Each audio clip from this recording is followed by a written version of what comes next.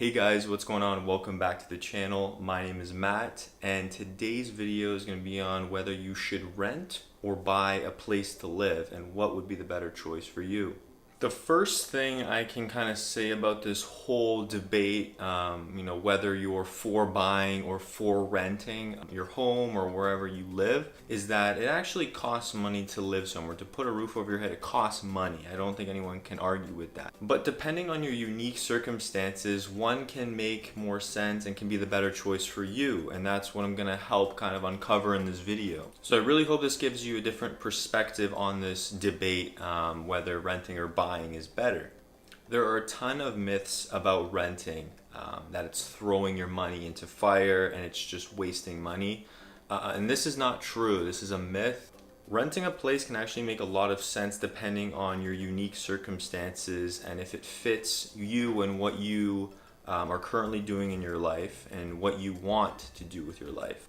But that being said, it could actually make more sense to buy a place and not rent. So I'm not biased one to the other. I think both make sense. It all depends on you. For example, you could just be starting off your career and want to have flexibility in terms of where you want to work, where you want to live. So renting could be the better option for you. Or you could just want complete control of your property and want to be able to renovate, change things, paint the walls, do whatever you want to your property. And that's where buying would definitely make more sense.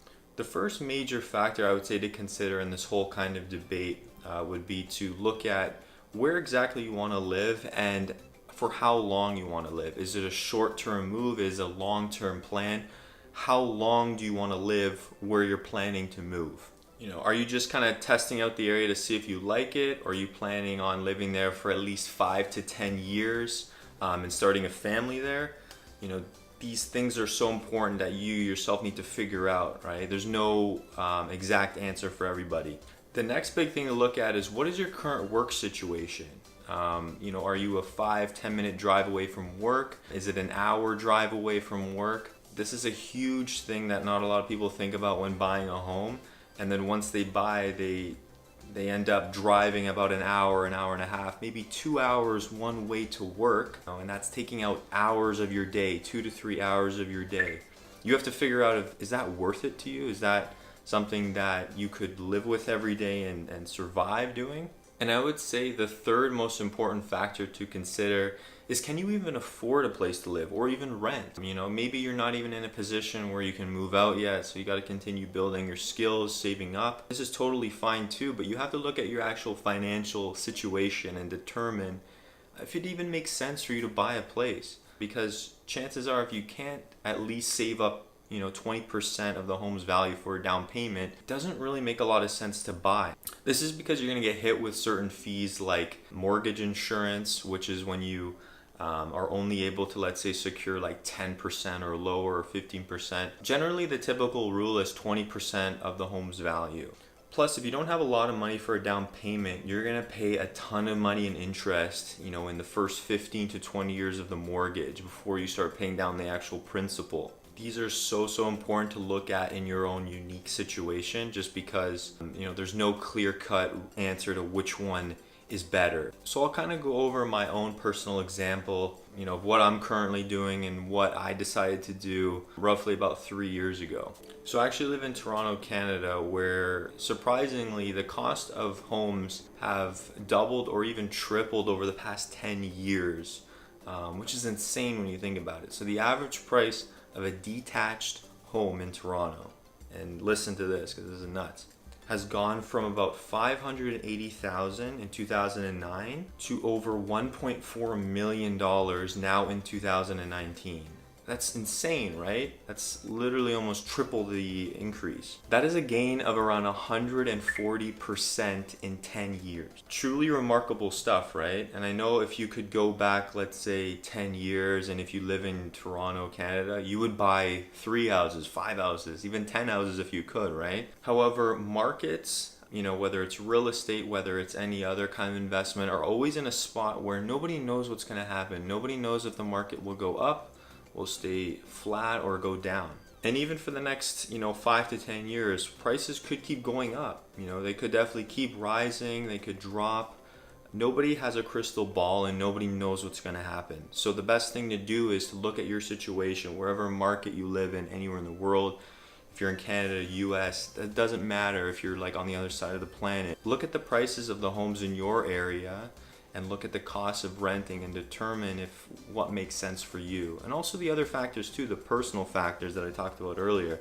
So those are actually, I would say, even more important than just deciding whether you want to rent or buy. The best choice for me personally was to rent about 3 years ago, because when I was moving out, I didn't have money for a down payment. And even now I can't afford to buy. So I'm just going to continue to rent until it makes sense for me. And what I actually did recently was I actually ran the numbers for myself. I would even say about a few weeks ago or about a month ago.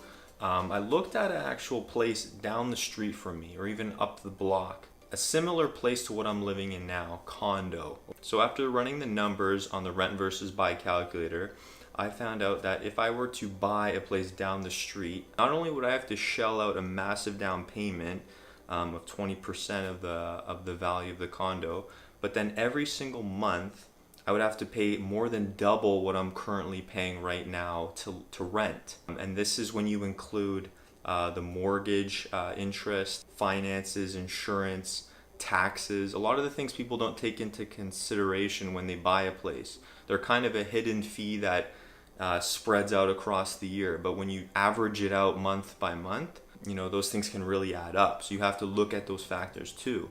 However, this is just my market where I live. So no matter where you live, you need to look and run the numbers for yourself. Just compare the cost of renting versus the cost of buying and determine, what would make more sense for you on a monthly basis. So what I'll actually do is include a rent versus buy calculator down below in the description for you to just look at, enter the costs of homes in your area and the cost of renting, just so you can determine what makes sense for you in your actual area. I think the main difference though for me was when I started renting about 3 years ago, I actually had started, taking whatever money I had left over and I started investing in stocks or equities. Now my returns definitely have not been as, crazy as the Toronto housing market, and I'm totally fine with that. I know that if I continue renting and then investing the difference, I will be totally fine in the long run. The stock market is actually one of the greatest wealth creation markets available.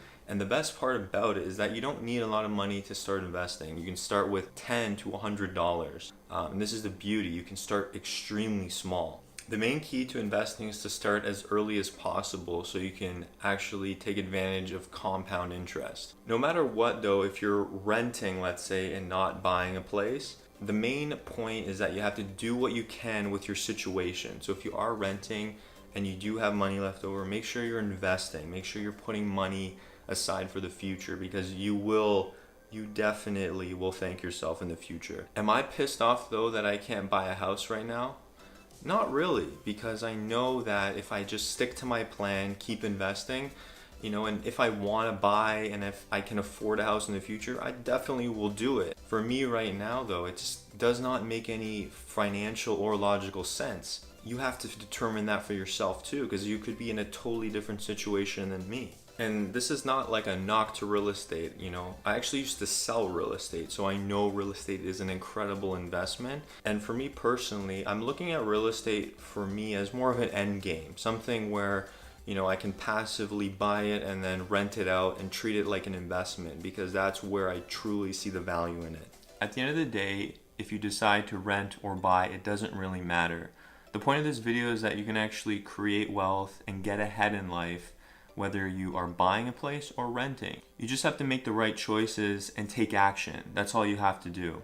Doing nothing and kind of waiting around complaining about the situation or in the market that you're in isn't really going to do anything. Now obviously if you're set on becoming a homeowner, saving up money is totally fine, and maybe you definitely shouldn't be investing that money into the market. Just complaining about not getting ahead is not really an excuse. You have to kind of take action yourself. However, if you are renting and you decide to rent, make sure you put aside whatever you have after you pay rent and whatever you can afford at the time to invest it in the stock market. and I will make more videos on how exactly you can do this. You can do this through index funds, you can buy individual stock, but make sure you're actually doing this and not just waiting around hoping things were better. I really hope these ideas and these thoughts helped you if you were, let's say, determining whether you should rent or buy or what's right for you. And again, there is no 100% right or wrong answer to this. You have to look at yourself, your situation, your job, where you want to live, how long. There's so many questions, right? And I would say most of all, can you afford it? Is this something you can truly afford? If you lose your job, let's say, for a few years, or even let's say a year, can you still pay off that house, right? But take action, do what you can with your situation and what you have around you, and you will be totally fine in the future. If you guys found value in this video, please give it a thumbs up. It really helps me spread the channel to new people with the YouTube algorithm, so I'd really appreciate if you guys gave this a thumbs up. Subscribe for more videos on related stuff like this. Please make sure to follow me on Instagram. I'll post my link below if you'd like to follow me. And of course, I will see you guys in the next video.